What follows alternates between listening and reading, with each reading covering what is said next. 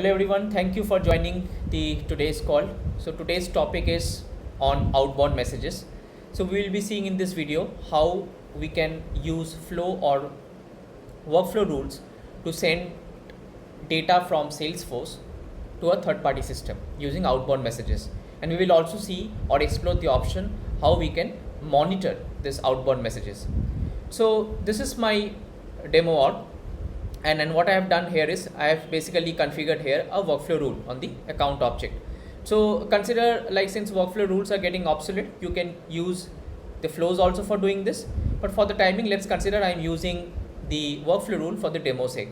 So I've created a workflow rule on the account object, and this is the criteria. Like, this workflow rule will evaluate when the record is created and every time it's edited, and whenever it will match the criteria. So the criteria which I've set is account active flag equals true, and when this criteria matches, I am basically sending an outbound message. Now if I see the definition of this outbound message, what I have done is I have selected some of the fields from the account that I am sending, which is the account number and active ID. These are the three fields which I am sending, and this is the endpoint URL which I am using for testing.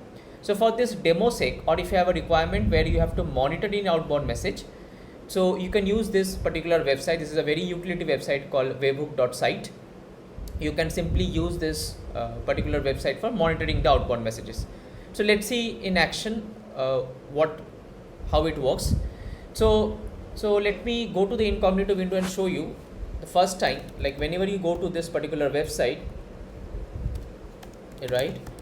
So if you particularly go to this website, you get this unique URL. So just copy this URL and you just need to configure this in your outbound message endpoint URL. That's the only thing that you need to do. So once you're done with this setup, you can go to any object. So for this demo sake, let's consider account object, and in this account object, let me change this active flag, right, to no, right? So automatically if I change it to no, the outbound message will not fire. But let me change this to yes and click on save.